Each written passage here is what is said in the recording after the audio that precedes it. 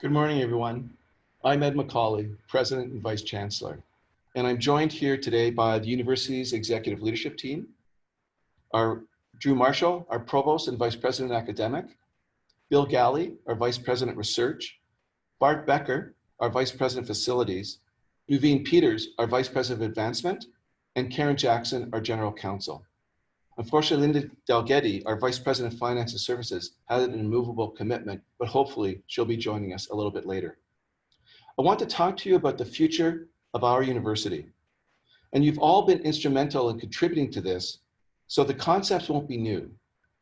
But we package them in such a way which we hope that will enable us to move quickly forward in the light of challenges that we face today. Today, I want to test some of these ideas with you, get your feedback, and also answer questions. So as your questions arise during the presentation, please don't hesitate to email them to president@ucalgary.ca, and the team will forward them along during the questions and answer period, where the members of the executive leadership team will join me on screen. We have to answer this very, very important question, I think. Why a great research university?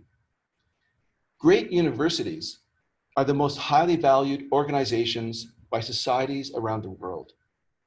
And great research universities hold a special place in that top echelon. And the reasons are quite simple. Great research universities transform the lives of students and set them on a lifelong journey of success. Evidence also shows that great research universities are catalysts for economic growth, economic diversification, and great research universities improve the quality of life for local societies and societies around the world. It's why we're all here, these noble goals. It's the purpose of all of our work. Everything we do, from facilities to campus security, from communications to administrative supports, all support the journey of our students and the great research that we do. And I know that's, from my perspective, that's why we are all here. It's very important that we've communicated this value proposition of a great research university through all channels. And we will continue to explain our value to our community and all levels of government. And we'll not only explain, but we'll also demonstrate our value and our impact every day.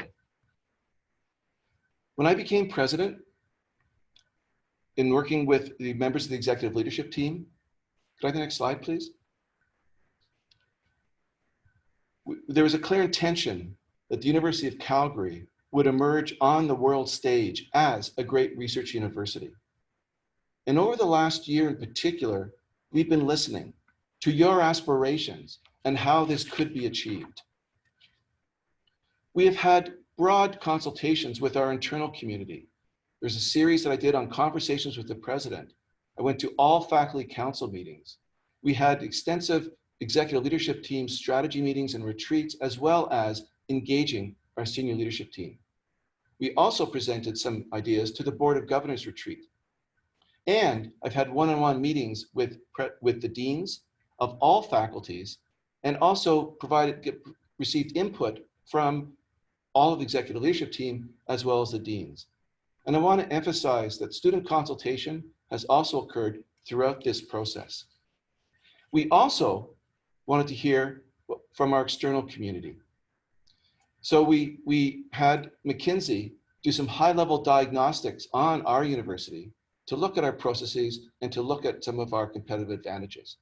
We did some public opinion research, and I've been keeping you informed on the many discussions that we've been having as a team with all levels of government, municipal, provincial, and federal. Our community leaders are extremely important and actively provide feedback on our future, as well as the things we're doing. And we've had small group meetings and community breakfasts that are actually ongoing. And of course, we tap in to every single opportunity to hear from our external community, including members of our Senate. What did we hear? There was consistency in what we heard. There was broad agreement that we want to be more than a diminished version of what we are today.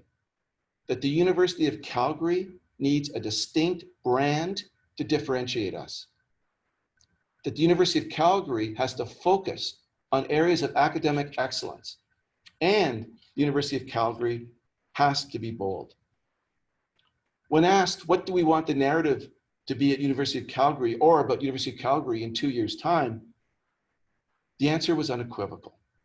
Strong leadership that made strategic choices and clearly had a plan.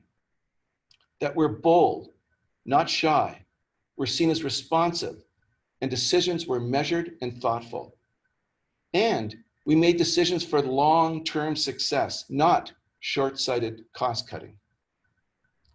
And finally, the focus on key areas of excellence, where we can leverage opportunities to expand, to grow, to innovate, and to get better. When asked what we should be thinking about differentially, given the new external landscape, which we're going to talk about in a moment, the single answer that came through time and time again was about focusing. That we can't do everything, or we can't be everything to everybody. In addition, there was a sentiment that our community has always been there for us. And now, at a time when the local economy is suffering, we need to be part of the solution. I mentioned the McKinsey high-level diagnostics. One of their main conclusions for us was that one of the critical areas of focus for the University of Calgary should be on differentiating ourselves from our competition and doubling down in a few areas. And those review was strongly endorsed by members of the executive leadership team. So I want to talk to you about 4 imperatives for change to set the environmental context. The first is around fiscal challenges that we have shared some of these data with you before, but I want to illustrate them here now. The first is the cut that we're receiving to our Campus Alberta grant. Can I have the next slide, please, Corey? And once again, we presented these data where in 1819, this is our Campus Alberta grant that we received from the government of Alberta of $475 million. The first 2 years of cuts takes us down significantly, as illustrated by the 2021 line. And we can anticipate and expect further cuts in the outgoing 2 years that will drop us down to $375 million in our Campus Alberta grant. In addition, the performance-based funding puts potentially additional dollars at risk, which could actually take us down to $280 million in our Campus Alberta grant. And once again, we shared these data with you before. So just in budget 2019 and budget 2020, in essence, the funding cuts take us back to our 2010, 2011 levels in our Campus Alberta grant.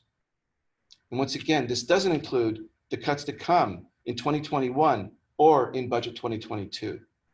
And it doesn't adjust for inflation. So we have provided these data to you before in being transparent in previous town halls, but I just wanted to illustrate this as one of the first imperatives for change. If you go to the next slide, to give you an idea, this is what University of Calgary looked like in 2010. We had over 3,000 fewer students, and we had over 1,500 fewer faculty and staff. The second imperative for change is around the system review. The province is conducting a review of the entire post-secondary system, and we want to be able to inform as best as possible and provide input to this review so that we can influence the outcome and to represent the values of the University of Calgary and also, in part, the values of the City of Calgary as to what role we want to play in the post-secondary system in the province. The next imperative, which is very important, and I know it's on everybody's mind, is the impact of the pandemic combined with the recession. There is no doubt that when the pandemic is over, We will be in a fundamentally new reality. Public health will change. The balance between global and national interests could change. And the nature of work and learning has already changed. And I want to once again thank our staff, our faculty, and our students for their great resilience during the immediate crisis that we faced with Corona-19. Real estate, shopping services, and others are all going to be disrupted. And all of this is going to have an impact on higher education with respect to what we teach, how we teach it, and also how we operate. A second component is the economic impact. The Conference Board of Canada is forecasting Alberta's economy to contract by 5.8% in 2020, which would be the worst annual decline on record. And economists are forecasting a loss of nominal GDP by 20% this year in Alberta, a reduction of $70 billion to our $350 billion economy. The provincial government is forecasting a $20 billion deficit this year. And the most optimistic projections suggest the economy recovery will be delayed significantly well into late in 2021 or 2022. This will impact not only our revenue sources from our Campus Alberta grant, but the other revenue sources that we received through federal funds, through industry, through community support, and so on. So the fourth imperative I want to talk about is our role in supporting Calgary's comeback. This slide shows 6 cities, photos from the 1980s, Detroit, Denver, Pittsburgh, Austin, Houston, and Columbus. What do all of these cities have in common? They were Rust Belt cities that experienced sharp declines in the 70s, 80s, and 90s, and during the deindustrialization period in the US. They were experiencing shrinking populations, growing unemployment, lower household income, lower home values, and so on. Some of what we're beginning to see in pockets of Calgary today. Each one of these cities made a pivot. And there are common ingredients that were put in place to make that pivot. Close cooperation, collaboration, visionary thinkers, great universities, educated, diverse workforce, regulations that enable a strong innovation ecosystem supporting the entire spectrum, technology, as well as a very, very important component around livable cities, lower taxes, and the support for immigration to diversify the societies. I just want to take one example to illustrate. I'll take the example of Pittsburgh. Once a city where most people began working immediately after high school and bought a house before the age of 30. The Steel Cities then experienced unemployment rate to over 17% in the early 80s and has shed hundreds of thousands of jobs and people left. The economic rock bottom for Pittsburgh opened up the door for innovation and new talent to flood the city. What turned Pittsburgh's fortune around was its big bet on rebranding itself as Robot City, a university-centered technology hub. At the center of that vision was Carnegie Mellon University, who cooperated closely with industry and government to help revive the town. Carnegie Mellon founded the Robotics Institute and the National Robotics Engineering Center. The self-driving car industry has flocked to Pittsburgh, which now boasts a large Google campus and was the site of Uber Technologies' autonomous vehicle program testing.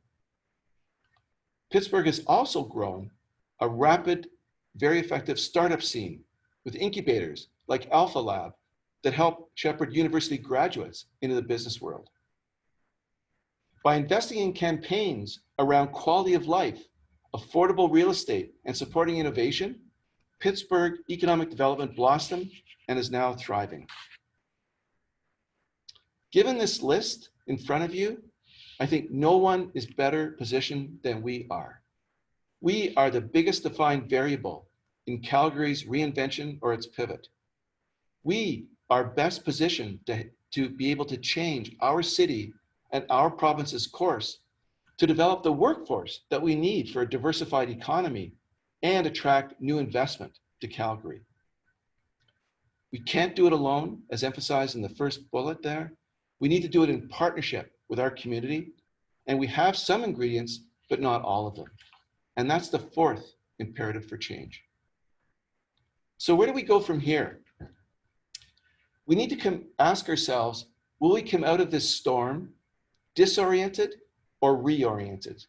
And time again, you have told me and my team that we choose reorientation. The executive leadership team set into action a work plan to give us what we need to make that shared desire concrete, our shared aspirations. We looked at analysis of trends, market research, investigated thought papers. There's a huge amount of work done by the team and with support on gathering as much information as possible in order to inform how we go forward. We're an evidence-based organization. We have organized our thoughts around the question, in 10 years, what will success look like for the University of Calgary? And now what I'd like to do is to share some of those major ideas with you. The plan that we're talking about is growth through focus. And based on the imperative for change, incrementalism won't be sufficient. A long-term and a longer-term growth strategy is needed, and this will provide a vision that includes growing revenue, as well as optimizing existing resources and finding efficiencies. Further, it will help inform us as to where we should invest and disinvest, where restructuring should occur, and importantly, provides hope to the campus communities that we are not just focused on cutting expenditures. The 10-year horizon was chosen purposefully because it is near enough that it is not too abstract, and yet it is far enough that it takes us past the immediate election cycles and downturn in the economy. Further, it also aligns with the post-secondary system review called Alberta 2030. Within the academy, we heard that we need to focus on the areas in which we can stake out national or international leadership positions, where University of Calgary can be the best. Within administration and our support systems, we need to focus on what adds most value to our academic mission and our student experience. Over the next few years, as this graph shows, we will have less, but we do not want to be less. We do not want to be a diminished version of what we are today. This means choosing activities to double down on and choosing activities where investment will have to be limited. Being the best at a few things instead of good at many things. Things that can be reputation drivers for our whole community and our Calgary communities. Things that can create a halo effect from which we will all benefit. There are 4 component statements that comprise the growth through focused vision. In response to the question, what does success look like 10 years out for the University of Calgary? And I want to walk through these with you, each of the bold statements, the 4 bold statements, and underneath the bullets that support each statement. And these bullets are just examples. There are many more bullets that we've pulled together from the synthesis of ideas that you've provided and from the executive leadership team in order to support the bold statement. The first statement is our reputation will be built around areas of excellence, entrepreneurial thinking, innovation, advanced technology, and strong connections to industry and community. We want to drive our institution's reputation through focusing on a few areas of academic and research excellence. We want to help scholars mobilize their ideas through the completion of an innovation ecosystem that is self-sustaining and profitable. And we want to connect with industry and community groups on partnerships, strong partnerships, 10 to 20 strong partnerships in research and teaching and learning. We are very good at engaging at the project level on these partnerships with industry or with purpose-based organizations. We need to ramp that up to programmatic levels on both learning as well as research. The second statement is that we want to be a destination for top scholars that want to work in an entrepreneurial and transdisciplinary environment. We want to encourage new recruitment and retention of world-class faculty through attractive, competitive compensation packages. We will continue to compete with the best in the world, and where jurisdictions are emerging earlier than us from the economic recession. We want to stimulate entrepreneurial, community-focused thinking and activity through a reimagining of incentive models for both faculty and staff. And I think everybody has seen that the Confederation of Scholars model and the community of practice models has really helped the University of Calgary advance, and we want to elevate that to even higher levels to foster interdisciplinary or transdisciplinary innovation. The next statement, which again is bold, we want to be the destination of choice for students around the world with expanded enrollment from 33,000 to 37,000 students, where we are recognized as a national leader in student experience as well as professional upskilling, with nearly double the number of graduate students, from 6,300 to 10,000 students. We need to be able to meet, and again, the landscape has been altered by COVID-19 pandemic. We need to meet the needs of current and future students through the dramatic expansion of new models of credentialing. And there's been some tremendous work done already, as well as modularization and the alternative delivery formats, including expanding remote or online offerings. We meet the needs of mid-career professionals looking to upskill or to reskill. And we also want to meet the needs of local community and job market through increasing the number of our graduate students. Interestingly, evidence shows that a high ratio of graduate students to undergraduates actually significantly improves the undergraduate student experience, besides the added benefit of having a very strong and robust graduate student population. The last bullet is around our financial position. We need to future-proof the University of Calgary by increasing our total revenue to $2 billion through the growth of sustainable alternative revenue sources. Hence the theme, growth through focus. We need to reduce our reliance on the Campus Alberta grant, not because they are cutting us, but because we are growing our revenues to do great work, to support our great students, to build out great programs, and to have impact in our research. We need to insulate our university from the local economic fluctuations by increasing the amount of revenue coming from outside of Alberta to support the growth of our Calgary economy. And we also want to deliver world-class student experience by increasing investment per student from $45,000 to $54,000 per student. This is a very important statement. We want to increase our investment in each student because this improves the quality of their student experience.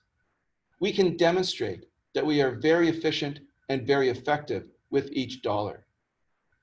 Great research universities and great research universities around the world have this one characteristic of high expenditure per student, not a low expenditure per student. So these slides summarizes how we become a great research university in terms of thinking what our success looks like 10 years out. And as I mentioned, these are the four bold statements. There are other statements that support or help enable the delivery here. And underneath each topic, there are many more examples of what we have viewed as being successful in how to implement each one or execute each one of those statements. Next slide, please. I think combined, all those statements combined, I hope people see that if we implement and execute these bold ideas, that this would secure our future and help to realize the ambitions laid out in Eyes High, and also confirm our status as Canada's most entrepreneurial university. What are the steps? What are the next steps? Well, as I mentioned, there's a tremendous amount of work that's been done to get us to this point in June. A lot of synthesis, analysis, looking around the world, thinking about our distinctive brand, and so on. So we've been taking this presentation through the various committees involved at the university. We presented this to the Board of Governors, our Board of Governors Executive Committee. We presented to Dean's Council. We presented to General Faculty's Council meeting. We did a deep dive at a Dean's retreat. And then we followed it up with a senior leadership team retreat. We had a full presentation to the entire Board of Governors on June 19th. And now we're here today at a town hall on June 24th. And really what we're here for is to examine, test alignment. Is our university aligned with the bold statements that we've made around growth through focus? And next week, we'll be launching a survey where people will be able to provide a detailed feedback on the 10-year vision that we've laid out. During July and August, the next stage is really some more heavy-duty lifting on investigation. We've listed here 7 groups, in essence, who will be doing a lot of hard work around each of these topics, and each one of these teams will be led by an executive leadership team member, and they will be gathering expertise, but also gathering feedback from the community on each one of these important topics that will enable us to potentially arrive at some decisions that we could bring forward in September and October. I can't emphasize enough, a lot of hard work is going to be done over July and August, and this is really, really important to inform potential decisions that we could bring forward in the fall.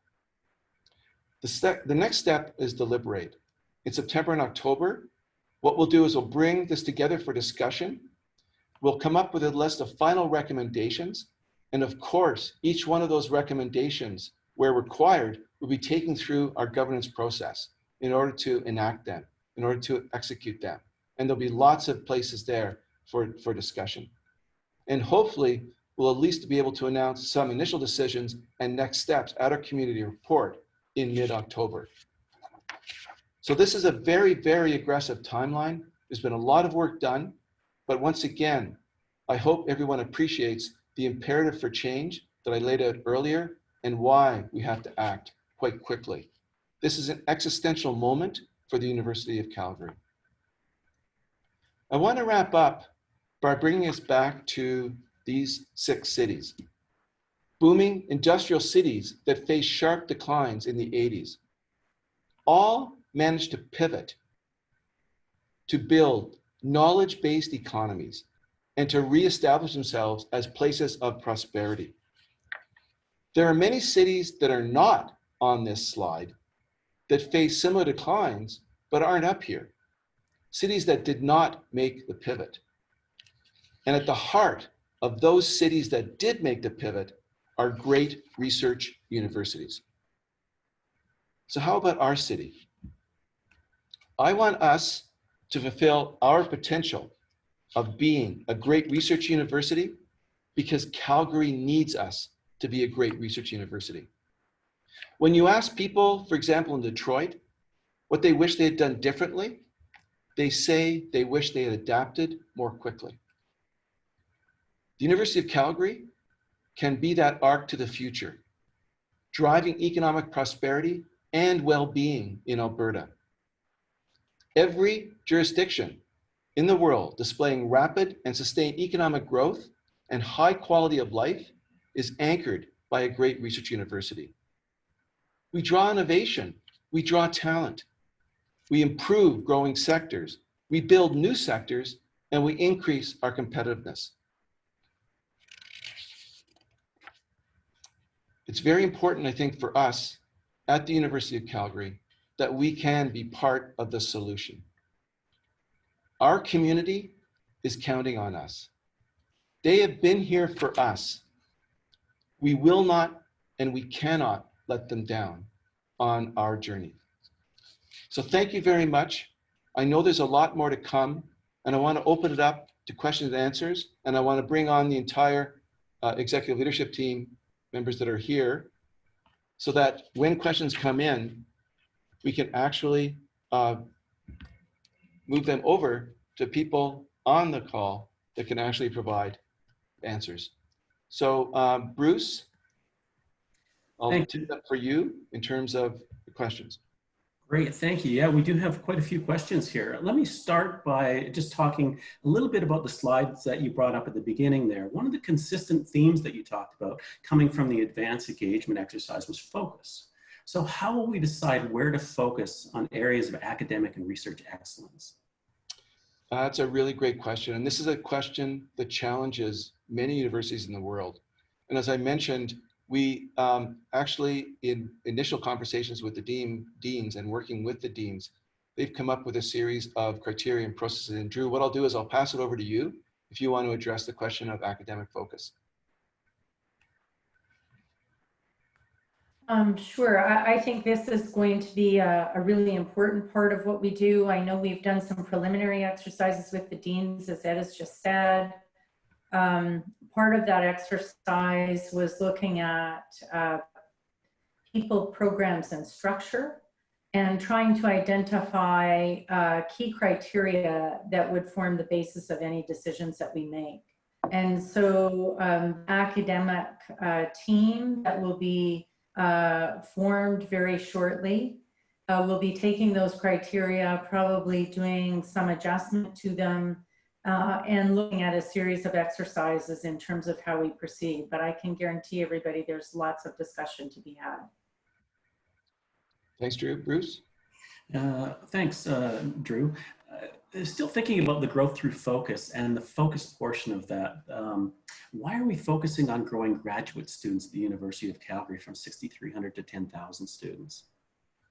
Great. So why don't I begin that one? I'll pass it over to Drew, and maybe Bill would want to chime in as well. When we look at the phenotypes of great universities across the planet, across the globe, those universities that are successful in improving societies, one of the common characteristics is a higher ratio of graduate students to undergraduates, including at some of the top public universities in the world. So there's one reason is that obviously graduate students, through their contributions to our research and to our teaching, really bring expertise from their previous experiences and help to grow our university and our community in those areas.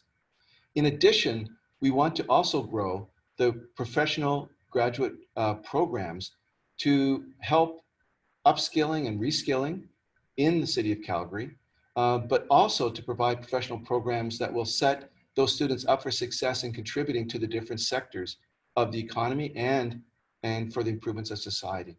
So this is a very, very common feature, and it's something that I've been stressing early on about what makes a great research university. And once again, the evidence shows that when you have that higher ratio, undergraduate student experience actually is significantly improved. Drew? I think that's a great response. The other thing I would add is in Alberta, there are 26 institutions. And I think as we look at a system review, one of the things we have to be conscious of are what are the unique things that we can contribute. And certainly not every one of those 26 institutions is doing graduate education.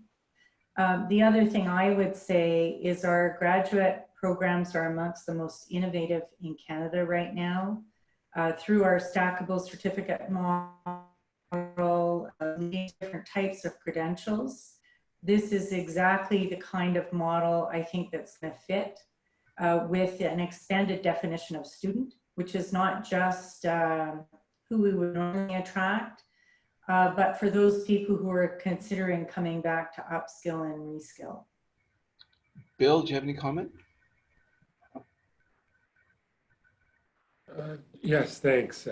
Great. Both of you have, I think, given the core answer that's important. But we know that a new economy, a vibrant economy, is going to be based around people, and there's no question that our graduate programs, and especially the ramped up programs in the vision to 2030, will make an important contribution to economic diversification through the power of people and well-trained people, and the science that is conducted through graduate education. That's going to be a big part of transforming the economy.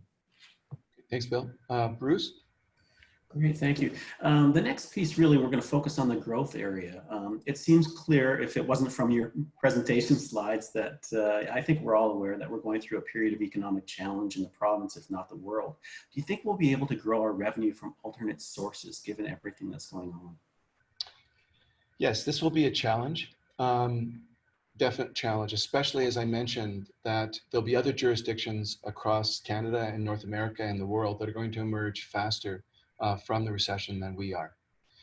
We are putting in some of the statements in the bullets underneath those bold statements illustrate some things that we're proposing as to, with our focus, how we can develop even stronger partnerships with our community, as well as with industrial sectors that could advance on the revenue stream. So I'll talk about one piece, and then I'm also going to pass it over to Naveen in a second. Obviously, by focusing on excellence, we will become more competitive on the national scene for research funds, through the competitive processes that we have with tri-councils, et cetera. So that will increase our revenue streams. But also through focus, we'll be able to have coordinated groups of individuals who are interested in transdisciplinary research and teaching, which is very, very much appreciated right now by different industrial sectors. So these partnerships that I'm talking about with purpose-based organizations and with different industrial sectors are partnerships around talent development and partnerships around great research that contribute to jointly identified problems that for the sector and for our society. And with that, what I'd like to do is pass it over to Naveen to talk about the other component. Thanks, Ed. And that's a great question. In fact, next week, we will be closing our very ambitious and bold $1.3 billion campaign, something that we should all be very proud of. It's the third largest fundraising campaign in Canadian history. And I think it speaks to the community's confidence in us as an institution, in what we're trying to do, in the objectives that we're trying to put forward.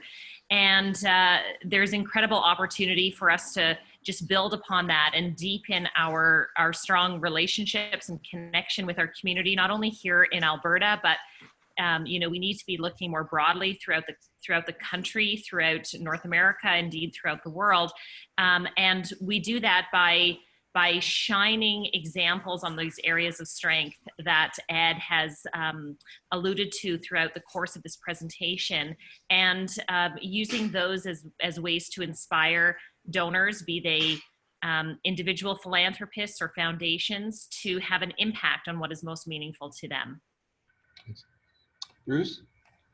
Great. Okay, let's turn over to the Alberta System Review. We know that the government just selected a contractor to do the system review. How do you think our vision will align with that system review, given that the two are sort of taking place concurrently?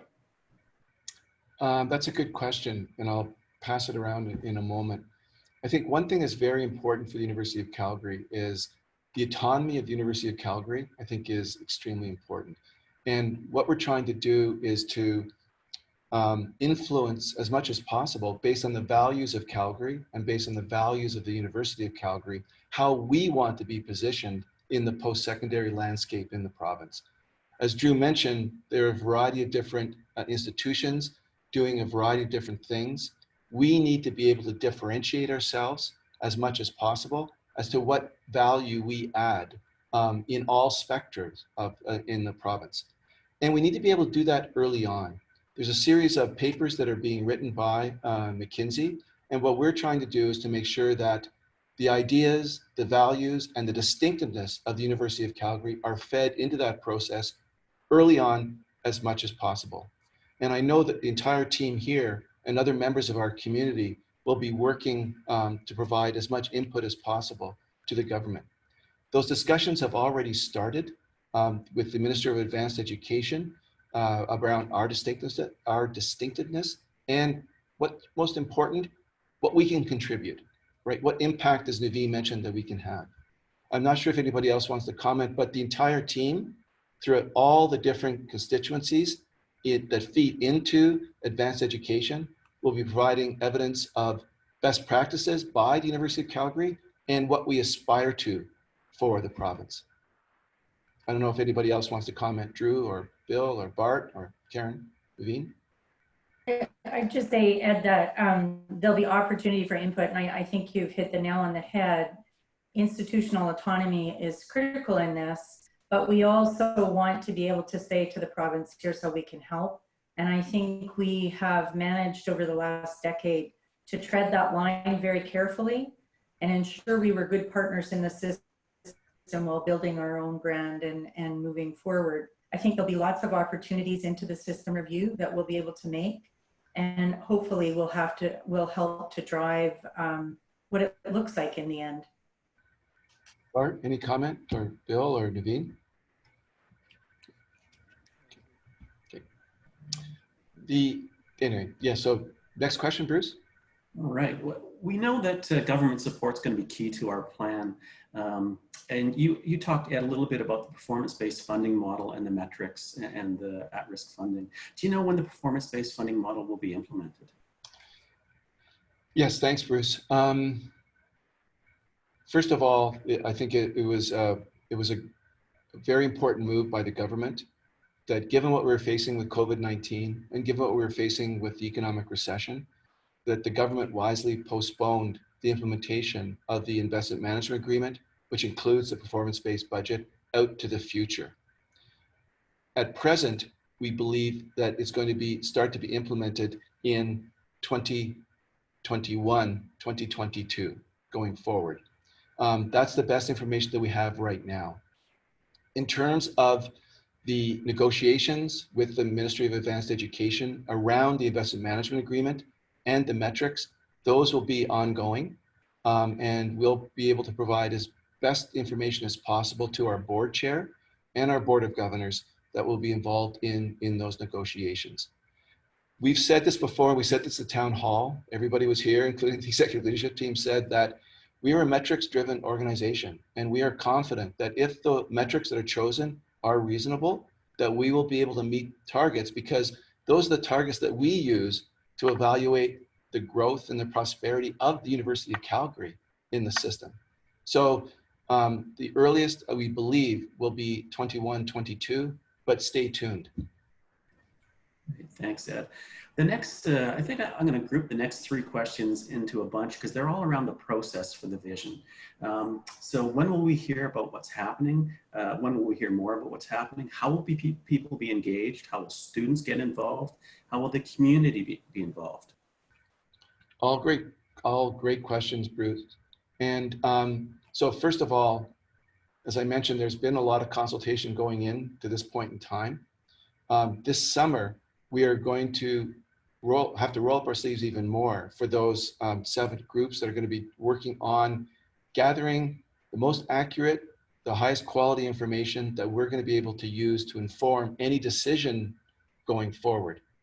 So hopefully we'll be able to, by early September, as the slide illustrated, come up with a set of decisions or recommendations that go along with implementation of those bold statements that were illustrated. Each of those 7 teams that'll be working during the summer, all of them will be engaged in getting feedback from as many possible sources. So these teams are not working in isolation. They'll be reaching out as evidence accumulates, as we adjust things to get the best possible input. We want to come up with a series of recommendations, again, early in fall, because of the imperative for change that we face. And every single one of those recommendations, where appropriate, will be taken through our great governance processes at the University of Calgary, whether it be through General Faculty Council, our Board of Governors, and so on. I meet routinely, and I know Drew does and others meet routinely with student leaders. We are going to continue to do that and make sure that they are abreast of all of the ideas that are coming forward, that are forming the potential decisions. We will reach out to Senate, members of our Senate, and get feedback from them as well. This town hall is one of the first sort of steps of what we wanted to try to do, was to, first of all, let you know the work that's been done and some of the great ideas that are emerging, to get initial feedback from you. We'll have the survey next week, which I think will be very, very important to provide feedback. And then once again, we will take and consult on the appropriate recommendations as we go forward in the fall. Okay, great. Thank you, Ed. Got a question here from our Students' Union. Given that the government of Alberta has been calling for a reduction in per student costs as one justification for reducing our Campus Alberta grant, how will we continue to increase the per student expenses as we're proposing, and how will students see and feel the increased investment in the quality of the student experience? Really great question. In the McKinnon report, the highlight there was the cost per student, okay? As I mentioned earlier, evidence shows that the best institutions in the world have a much, much higher expenditure per student than we do. So the emphasis in the McKinnon report was on cost per student from an efficiency perspective. What I'm talking about and what we're talking about is increasing the expenditures per student to maximize effectiveness and quality of our student experience. So those are two different aspects. We can demonstrate efficiency, and we continue to demonstrate efficiencies. And that means that more dollars are actually spent on our student experience, which is what we want to actually highlight. How that will be realized? It could be realized through increasing access to scholarships, increasing access to research opportunities, increased access to work integrated learning opportunities in our community. All these different facets that our students have said they want to have as a priority student, high impact student experience. That's how we're going to be investing. So we want to invest more per student because we're investing in the future. We're investing in the talent. We're investing in that student's lifelong journey, and we do not want to compromise on that. To do that, we're going to have to get external revenue sources, because the government has made it clear they're under fiscal constraints and responsibilities, but our autonomy, our vision is to actually increase those expenditures. And it's going to require support from our students and help from our students to identify things. It's going to require all support from members of this team to make sure that we're bringing in, and through partnerships, those revenue sources to support our students. Great, thanks, Ed. This is a little bit of a divergence, but it's such a timely and an important question here. What is the university doing in response to the concerns raised recently in the community around anti-racism? And have we responded to the open letter that was sent to ELT? Thanks. This is a very, very important topic, and one that we are not taking lightly. We actually have responded to the open letter. I believe that the response went out just a few minutes ago. The letter was received late last week, and the members of the it was addressed to the members of the executive leadership team. So the executive leadership team has composed a response, which has just been released, and there's a You Today piece that's going out to it.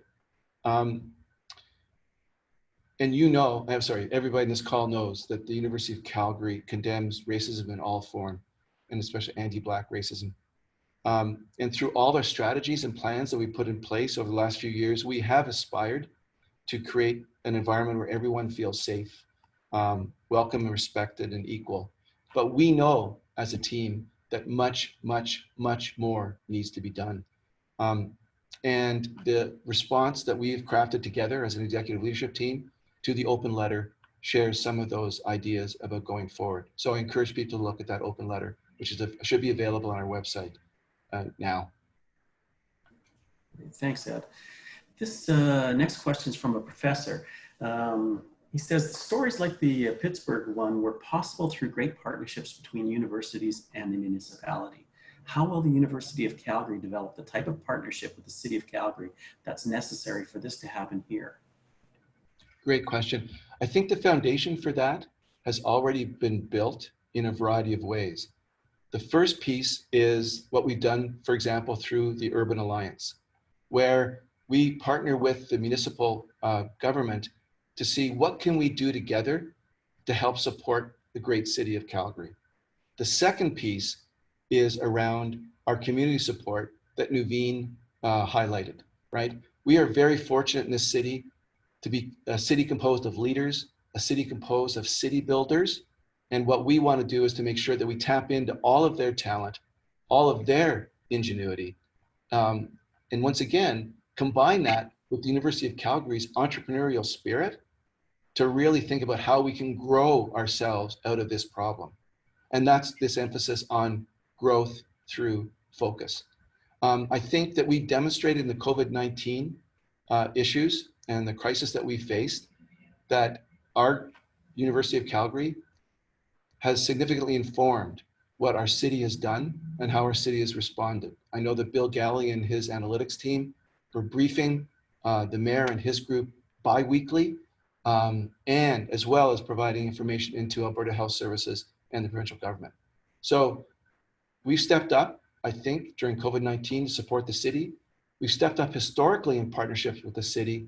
And this year, through our year of impact, I hope we're going to demonstrate to our community that the trust they had in us, in investing in us, is paying big dividends and return on investment, and a big return on investment to grow the city.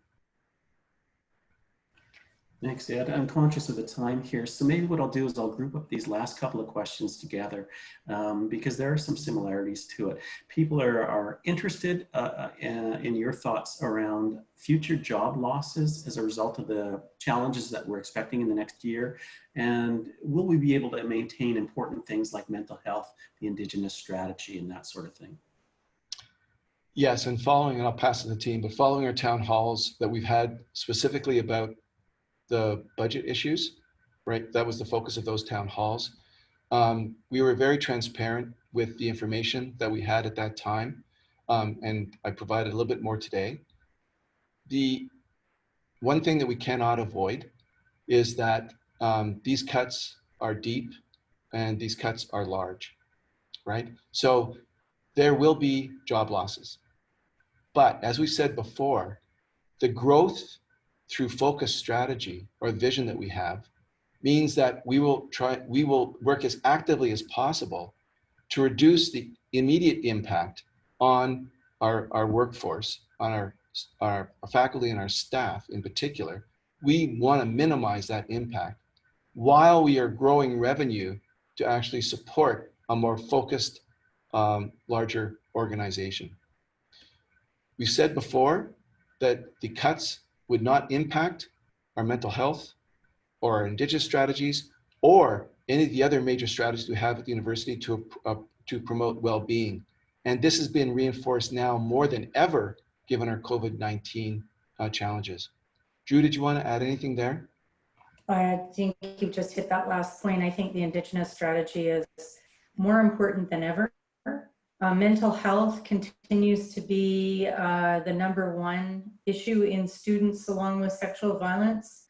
And mental health is still the #1 reason for absenteeism in staff. And so these strategies are as, if not more important today than they were when they were put in place. But we can't ignore or get around the fiscal reality. I mean, that's one of the major imperatives change I talked about. The way we can do that is by growing our revenues. And the way we can grow our revenues is through demonstrating our impact and inviting groups to partner with us to grow a great University of Calgary for a great city. Thanks, Ed, and I'll pass it back to you for closing remarks.